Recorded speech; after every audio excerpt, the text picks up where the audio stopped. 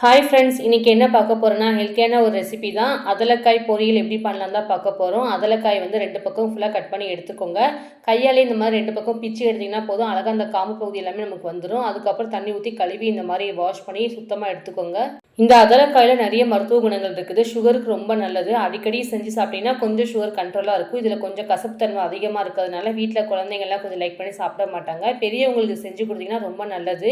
எங்கள் ஏரியாவில் அதலக்காய் வந்து இவ்வளோ காஸ்ட் இருக்குன்னு நான் நினைக்கவே இல்லை. 1/4 கிலோவே 80 ரூபா கிட்டே இருந்துச்சு. இந்த காயெலாம் இப்போ நிறைய கடைகளில் பார்க்குறதே கிடையாது. எங்கேயாவது ஒரு சில இடத்துல தான் பார்க்குற மாதிரி இருக்குது. சரி, அந்த மாதிரி பார்த்தது தான் நான் இந்த அதலக்காய். சரி, நானும் வாங்கிட்டு வந்துட்டேன். அமௌண்ட் எதுவுமே பார்க்கவே இல்லை.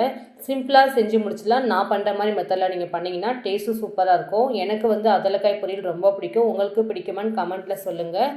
இந்த காய் வந்து எல்லா வெஜிடபிள் மீல்ஸுக்குமே சூப்பராக இருக்கும். நான் பண்ணுற மாதிரி மெத்தடில் நீங்கள் செஞ்சு பாருங்கள். ஈஸியாக இருக்கும். டக்குன்னு செஞ்சு முடிச்சிடலாம். டேஸ்ட்டும் சூப்பராக இருக்கும். ட்ரை பண்ணி பார்த்துட்டு கமெண்ட்டில் சொல்லுங்கள். பாய்.